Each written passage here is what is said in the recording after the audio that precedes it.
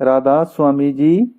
संगत जी, मैंने अपने चैनल पर 6-7 दिन पहले एक वीडियो अपलोड की थी। शराबी ने किया ब्यास में जोरदार हंगामा। वह आदमी शराब के नशे में बाबा जी से मिलने की बार बार जिद कर रहा था। क्या उस आदमी की बाबा जी से मुलाकात हुई? इसकी बात हम आगे इस वीडियो में करेंगे। ये बात बाबा जी तक तो जरूर पहुंची, लेकिन बाबा जी ने उसको हजूर जी से मिलने को बोला।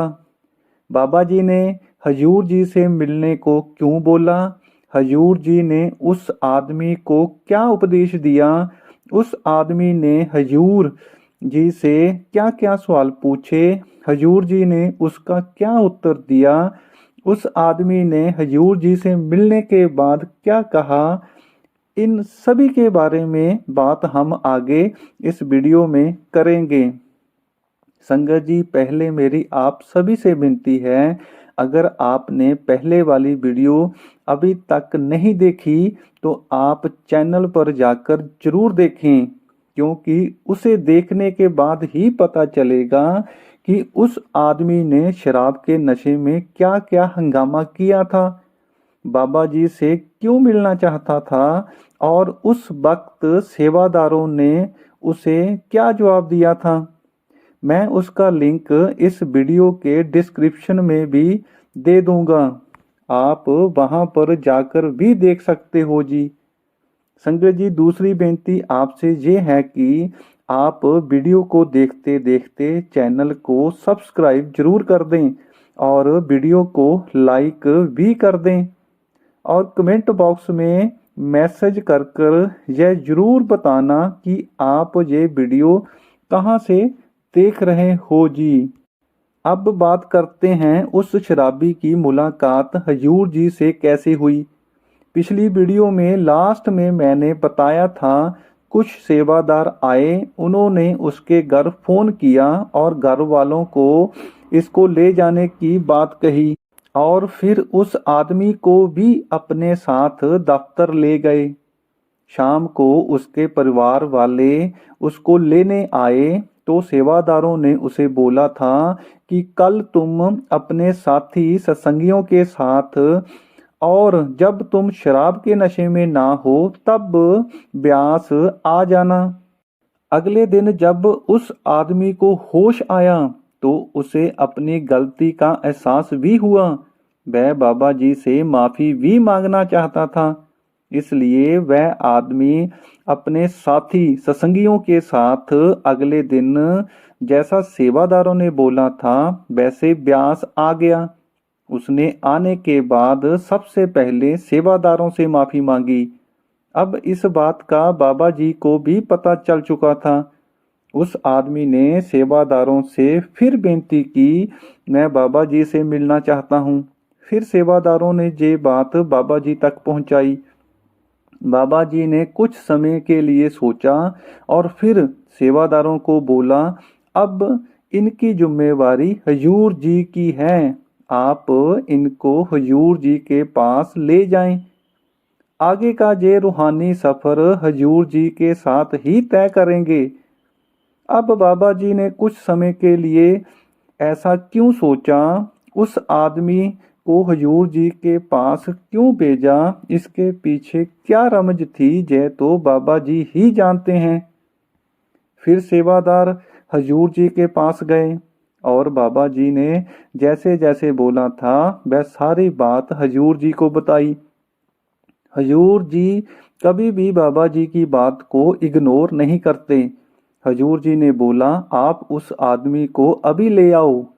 फिर वह आदमी और उसके साथ जो भी साथी उनके साथ आए हजूर जी के पास पहुंचे।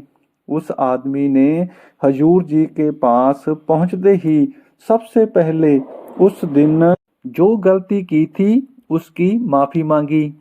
हजूर जी मुस्कुराए और बोले, ये सब कुछ कर्मों की वजह से होता है, आप उस बात का मन पर बोझ ना लें। फिर हजूर जी ने उनसे पूछा, क्या आपने खाना खा लिया? तो उन्होंने जवाब दिया, जी हाँ, हमने खाना खा लिया है। फिर हजूर जी ने उनको पूछा, मैं आपकी क्या सेवा कर सकता हूँ। उस आदमी ने हजूर जी से पहला सवाल पूछा, हजूर जी, मेरी आने वाली जिंदगी में क्या होने वाला है। हुजूर जी थोड़ा सा मुस्कुराए और बोले, यह तो आपके ऊपर डिपेंड करता है, आप अपनी आने वाली जिंदगी को किस तरफ ले जाना चाहते हैं। हर एक इंसान को परमात्मा ने विवेक की शक्ति दी है, आप उस विवेक की मदद से सही कदम उठाएं। फिर उसने दूसरा सवाल पूछा, हजूर जी, मैं दारू नहीं छोड़ पा रहा। ऐसे बहुत से सत्संगी भी हैं जो पहले दारू का सेवन करते थे, लेकिन बाबा जी के कहने के बाद उन्होंने दारू का सेवन करना बंद कर दिया। आप थोड़ा सा मुझ पर भी दया करें। हजूर जी ने जवाब दिया, ऐसी नशीली वस्तु का सेवन करने का क्या फायदा जिसको पीने के बाद हम अपने आप को ही ना पहचान सकें। मनुष्य जन्म हमें बड़ी मुश्किल से मिलता है। कई लाख जूनियां भुगतने के बाद हम मनुष्य जामे में आते हैं। अब ये मनुष्य जन्म हमें इसलिए मिला था जो इसमें हम मालिक की खोज कर सकें और अपने असली घर पहुंच सकें। उस आदमी ने यहाँ पर एकदम से सवाल किया, हजूर जी, हमारा असली घर कौन सा है? क्या हम जहाँ पर रहते हैं, हमारा परिवार जहाँ पर रहता है, ये हमारा असली घर नहीं है? तो हुजूर जी ने बड़े ही प्यार से समझाया, यह तो हमारे शरीर का घर है, हमारी आत्मा का असली घर सचखंड है। यह मनुष्य जामा हमें इसलिए मिलता है जो हम इसमें आत्मा के असली घर की खोज कर पाएं। लेकिन परमात्मा की खोज करने की बजाय हम अपना मनुष्य जामा सारा का सारा दुनिया के कामकाज में, अपने कारोबार में ही गवा देते हैं। फिर उस आदमी ने सवाल किया, हजूर जी, क्या मुझे आत्मा के असली घर को ढूंढने के लिए ब्यास ही आना होगा? तो हुजूर जी ने बोला, ऐसा नहीं, यह करनी का मार्ग है। आप जिस गुरु को भी मानते हैं उनकी बातों पर अमल करें।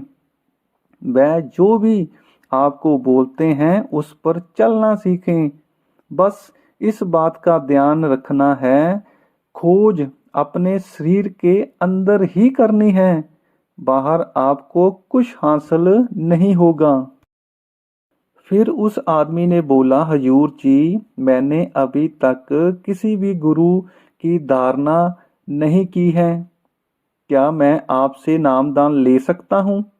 हजूर जी ने मुस्कुराते हुए जवाब दिया, यह मालिक की खोज का रास्ता है, इसमें जल्दबाजी करने की जरूरत नहीं। आप पहले कुछ सत्संग सुने, कुछ रूहानी बुक्स पढ़ें और ये समझने की कोशिश करें कि इस रास्ते पर आपने क्यों चलना है। जब तक आपके मन को यकीन नहीं होगा कि आप सही रास्ते पर चल रहे हो, तब तक आप मालिक की खोज नहीं कर सकते। जब आपको ये यकीन हो जाए कि ये रास्ता सही है, तब आप नामदान के लिए हाजिर हो सकते हो। हजूर जी ने मुस्कुराते हुए आखिर में एक सवाल पूछा, क्या तुम जब दारू पीकर घर जाते हो, तुम्हारी बीवी और बच्चे आपको रोकते नहीं?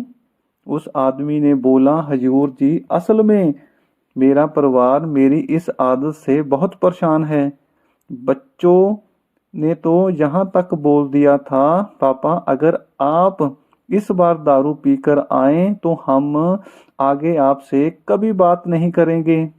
हजूर जी, अब आप ही मेरी इस आदत का कुछ करें, आप ही मेरी इस लत को छुड़ा दें, मेरी आपसे इतनी बेनती है।